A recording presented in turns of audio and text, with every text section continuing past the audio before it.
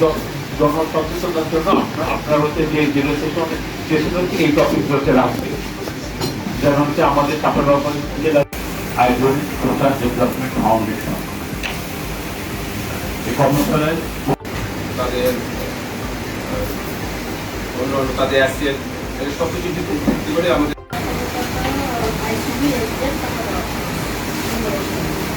কার্যকরী করার জন্য জেলা ব্যবস্থাপক মহোদয় দিয়ে চাঁপাইনবাবগঞ্জ ফাউন্ডেশন 2022 সালে জুন মাসে কার্যক্রম শুরু হয়েছে। বিভিন্ন কমিটির মাধ্যম দিয়ে আমাদের কার্যক্রমটা শুরু হয়, তার মধ্যে স্বাস্থ্য পুষ্টি সহায়তা কমিটি একটা। আসসালামু আলাইকুম, আমি ডাক্তার মোহাম্মদ বশির রহমান। আমি সদ্য যোগদানকৃত তত্ত্বাবধায়ক চাঁপাইনবাবগঞ্জ সদর।